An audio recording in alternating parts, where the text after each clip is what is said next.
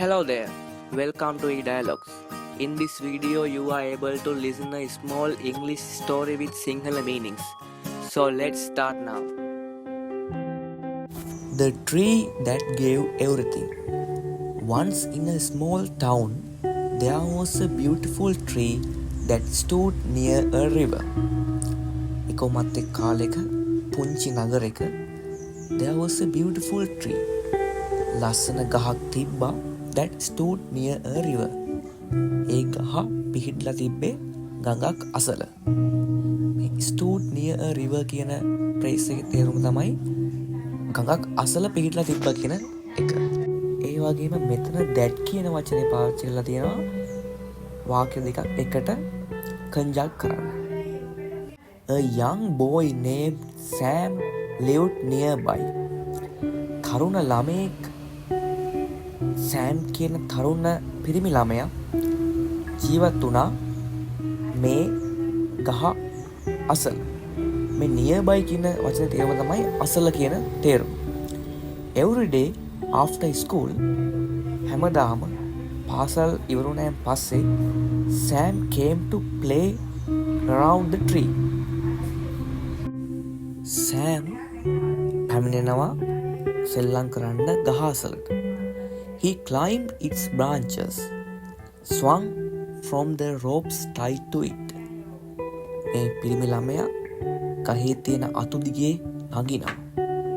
ඒ වගේම මේ ගහේ බැඳලා තියෙන ලණු වල එල්ලිලා පැද්දෙනවා. මේ swung කියන්නේ පැද්දෙනවට. climb කියන්නේ නගිනවට. ropes කියන්නේ ලණු වලට. tied to it කියන්නේ බැඳලා තියෙනවට. and rested under its cool shade. ඒ වගේම ඒ ගහේ තියෙන සෙවණයට ගිමන් හරින්නත් එයා පුරුදු වෙලා හිටියා. cool shade කියන්නේ ඒ තියෙන සිසිලස. The tree loved the boy and was happy whenever Sam visited. මේ ගසත් මේ පිරිමි ළමයාට ගොඩක් ආදරය කළා. ඒ වගේ මේ පිරිමි ළමයා එන හැම වෙලාවකම ඒ ගහත් ගොඩක් සතුටෙන් හිටියා. whenever කියන එක තමයි සෑම විටම කියන තේරුම. කියන්නේ Sam visited. ඒ කියන්නේ Sam කියන පිරිමි ළමයා එන සෑම විටකම කියන තේරුම තමයි whenever කියන වචනෙන් එන්නේ මෙතන. One day Sam came to the tree looking sad. එක දවසක් Sam මේ ගස අසලට ආවා ගොඩක් දුකෙන්. Tree ගස අහනවා ප්‍රශ්නයක්. Why are you sad, Sam? ඇයි ඔයා දුකෙන් ඉන්නේ Sam? Sam උත්තර දෙනවා I want to buy toys but I don't have money. මට අවශ්‍යයි සෙල්ලම් බඩු මිලදී ගන්න. ඒත් මං ගාව සල්ලි නැහැ. ගස ආයි පිළිතුරු දෙනවා Take my apples. මගේ apples ගන්න. Sell them in the market and buy toys. මේවා ගිහි මාකට් එකේ විකුණලා සෙල්ලම් බඩු ගන්න. Sam took all the apples and left happily. Sam A apples ඔක්කොම අරගෙන ගොඩක් සතුටෙන් ගියා. left happily කියන්නේ සතුටෙන් ගියා. එතන නික්මුණා කියන තේරුම එනවා. The tree was glad to help. මේ ගසත් ගොඩක් සතුටින් තමයි ඒ උදව්ව කරේ. glad to help කියන්නේ ඒ තේරුම තියෙන්නේ. Many years passed. ගොඩක් අවුරුදු දැන් පාස් වෙලා ගියා. ගත වුණා. ගොඩක් කාලයක් ගත වුණා. Sam grew up and didn't come to the tree often. Sam කියන ළමයා දැන් ගොඩක් වයසට ගිහිල්ලා ගොඩක් මේ grew up කියන්නේ යා වැඩි වියට පත් වෙලා ඉන්න දැන්. didn't come to the tree often. නිතරම මේ ගස ගාවට ආවේ නැහැ. One day a young man stood in front of the tree. එක දවසක් තරුණ මිනිහෙක් මේ ගහ ඉස්සරහට ආවා. stood in front of the tree කියන්නේ ගස ඉස්සරහට ඇවිල්ලා ඉන්නවා. ගස ප්‍රශ්නයක් අහනවා. Sam, you have come back. Sam, ඔයාද මේ ආයි ඇවිල්ලා ඉන්නේ? Sam උත්තර දෙනවා I need money to build a house for my family. මට සල්ලි අවශ්‍යයි අලුතෙන් ගෙයක් හදන්න මගේ පවුල වෙනුවෙන්. ගස ආයි පිළිතුරු දෙනවා Take my branches. sell them for wood, build your house. ගස කියනවා මගේ අතු ගන්න අරගෙන ඒවා විකුණන්න දරවලට. Sam cut the branches and left. Sam ඒ ගහේ අතු කපලා එතනින් ගියා. The tree was happy but also a little sad. ගස සතුටෙන් තමයි ඒ දුන්නේ. ඒත් පොඩි දුකකුත් තිබ්බා.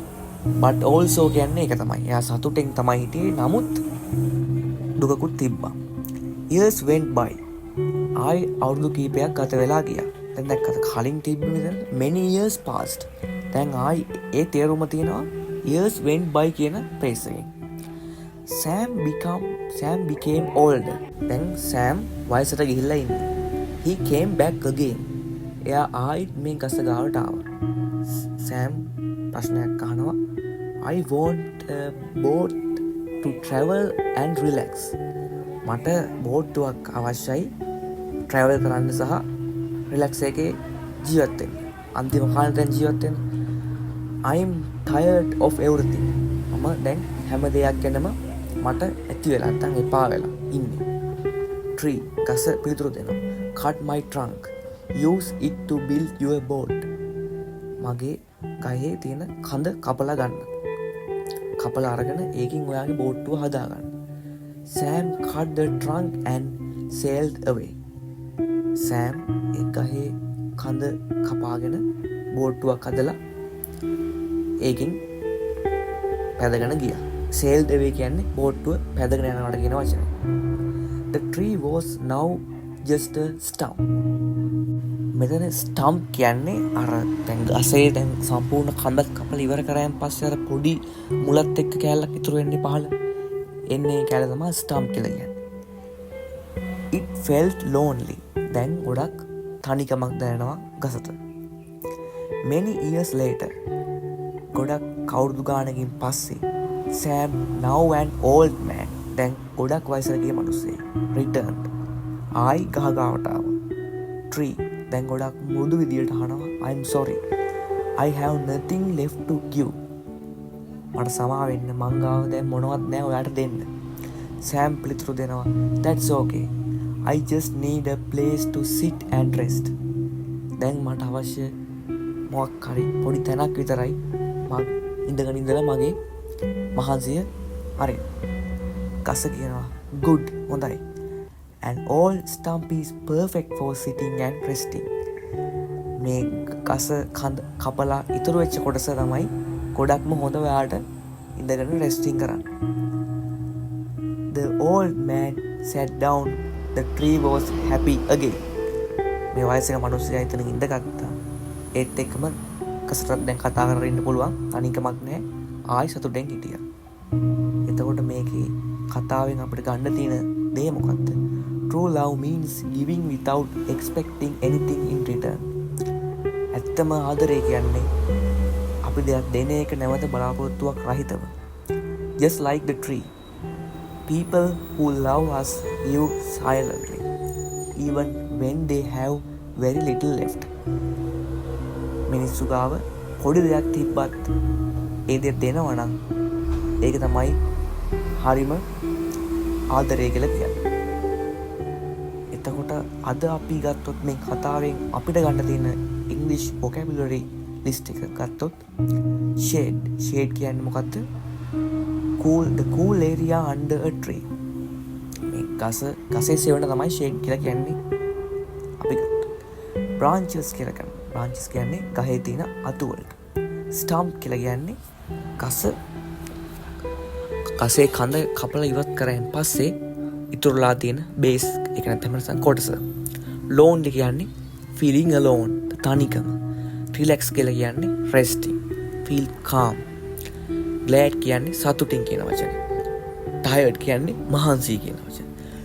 තවත් මම හිතනවා ඔයගොල්ලන්ට මේ කතාවෙන් වචන ඔයගොල්ලෝ තවත් ඉගෙන ගන්න ඇති කියලා. ඔයගොල්ලෝ අපිත් එක්ක දිගටම රැඳී සිටින්න. අපි මේ වගේ වීඩියෝස් තව ඉස්සරහටම අරන් එන්න බලාපොරොත්තු වෙනවා. අපේ ඉංග්‍රීසි සෙන්ටෙන්සස් උත් අපි දැන් අලුතෙන් පටන් ගන්න තියෙනවා සිංහල තේරුම් එක්ක ඔයගොල්ලන්ට දෙන්න. එහෙනම් අදට අපි ගිහින් එන්න.